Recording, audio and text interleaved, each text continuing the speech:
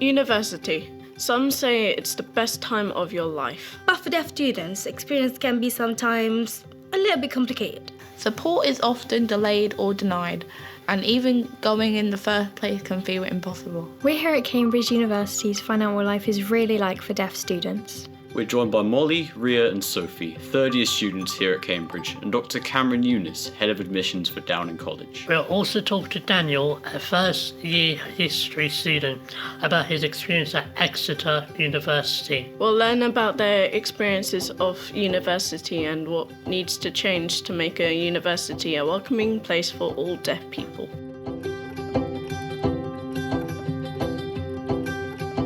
In many ways, university is exactly what I thought it would be.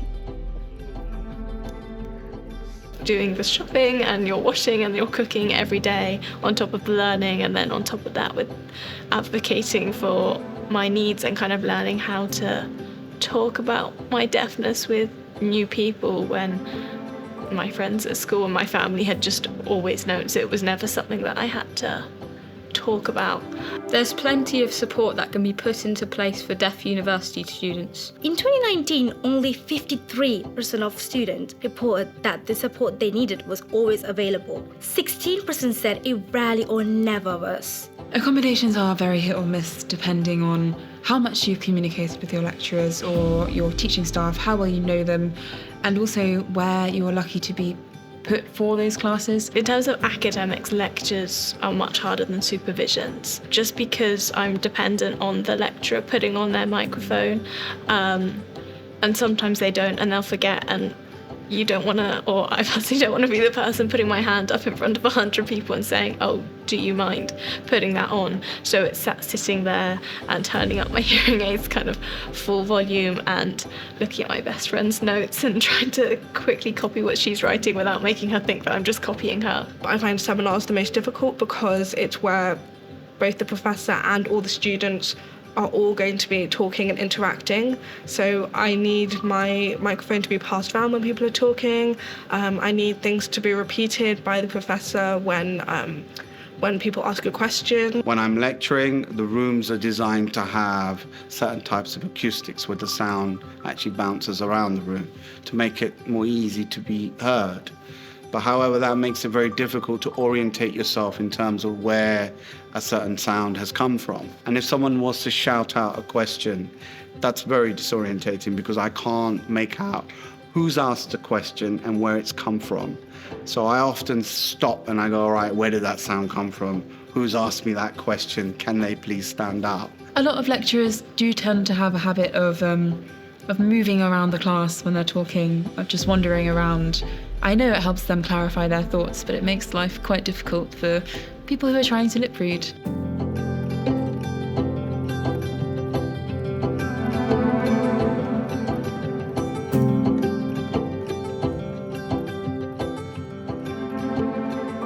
A report by the National Deaf Children's Society found that 46% of deaf students started university without support in place.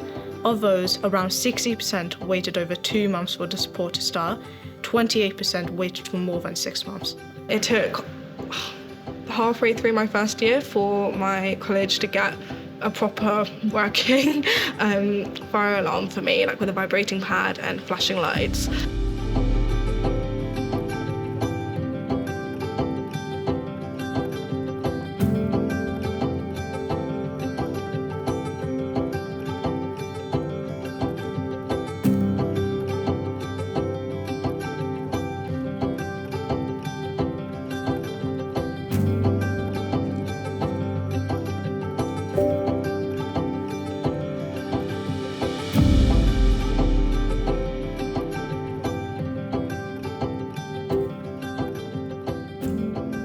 I think the biggest issue is actually awareness.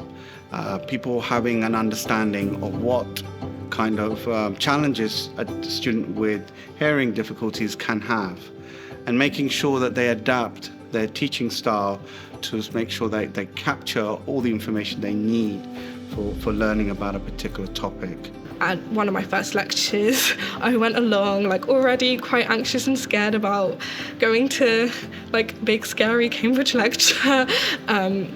And I went up to the professor and asked him, just explain I'm deaf and please could you wear my microphone device? It connects the sound to my hearing aid so I can hear what you're saying. And then I went back and sat down and he started the lecture and he wasn't wearing my microphone and it was nowhere near him and I couldn't hear anything. I very awkwardly put my hand up and asked him to wear it, and he pointed his finger at me and said, "This lecture is being recorded for your benefit only, so why do you want it like double recorded as well?" Like I think he thought my microphone was a recording device as well. Like he did put it on, but it just really singled me out, and even my hearing aid battery died in the lecture, but I was like too scared to change it, so I just sat there till the lecture was over, and to be honest it really put me off from going to lectures in the future.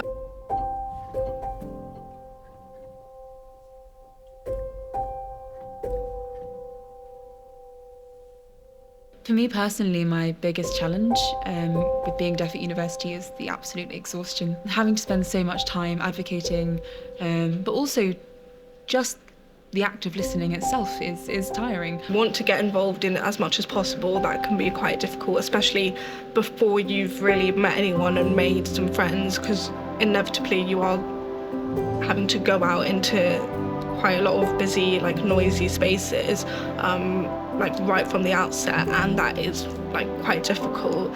But I'd say probably the hardest thing is just socialising, especially at the start when no one knows. Especially in Freshers Week, it's not the first thing you want to go up to people and say, "Oh, by the way, I'm deaf. Can we not go clubbing, or can we not go to the pub? Can we sit in this room?" I would say that extracurriculars haven't been impacted too much, which is good because I love them so much. In the orchestra, I can't hear the conductor all the time, but it's not the end of the world. There are 14 cellos. Well, like the other 13 can play it right, and I can work out by watching them what's going on. So my biggest extracurricular I do here is choir. I have to be quite careful about where I stand so that I can hear people as much as I can. I don't think I could have picked a more exhausting extracurricular, especially being deaf, but there's a little bit of pleasure in that it's breaking all the stereotypes that I can be deaf and I can sing.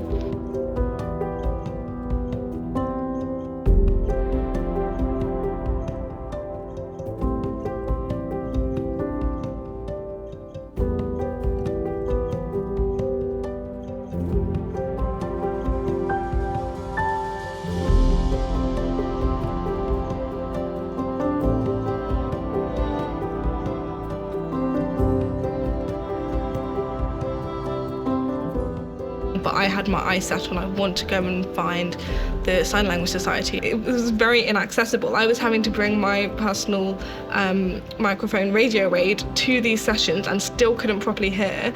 And I was the only deaf person that I thought I'd go along to this and maybe meet other people. And the teacher as well was not even really qualified. I realised, okay, maybe I can join the committee and try and do some work from the inside. And so I've been president of the society for the last few years, and I knew all the changes that needed to be made, but it was quite difficult because also I didn't have a very large team, and I was even having to try and explain to the other committee members why these things were important. Joining extracurriculars like BSL were great to meet Ria and other people and kind of be able to explore that bit of my deaf identity that I kind of always wished that I'd been able to sign, but it hadn't been a thing growing up. It got me into the deaf community in Cambridge, which was really validating for me. So I've only just got to know some of the other deaf students at Cambridge. Today was amazing. It was the first time I've properly met them in person. As soon as I joined, I was like, I want to find other deaf students. Like, surely they must be here. I got connected with more people, and our group chat just grew bigger and bigger, and then someone will know someone else. So essentially we've kind of created a little unofficial kind of deaf community in Cambridge. I think maybe I wish that I'd been able to get more involved in the deaf community in Cambridge from first year, just to be able to connect with more deaf people earlier on, so that it doesn't feel like now I'm graduating and it's kind of I'm losing that again and I'm going to have to find it elsewhere.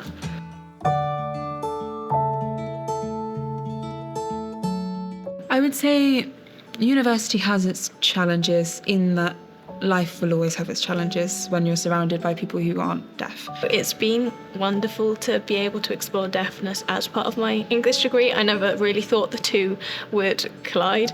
I suggested to my Director of Studies that potentially I'd like to do something for my second dissertation about deafness and literature, and so I've been able to explore the presentation of deafness in this and thinking about how historical fiction can recuperate these lost narratives that don't get told. So it's been a real passion project and a way for me to kind of connect with that part of my identity that I hadn't really got to previously.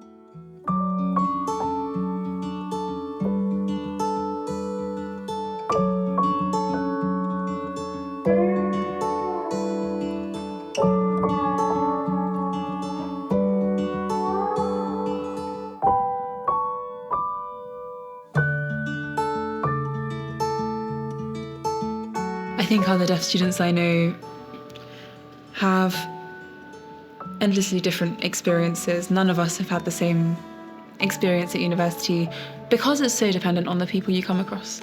I think the awareness is getting better year on year. There's always a lot of activities around how we can support students and how can we support any kind of learning needs that they have. You know, what do you need to do to accommodate for people? It's something which still needs a lot of work.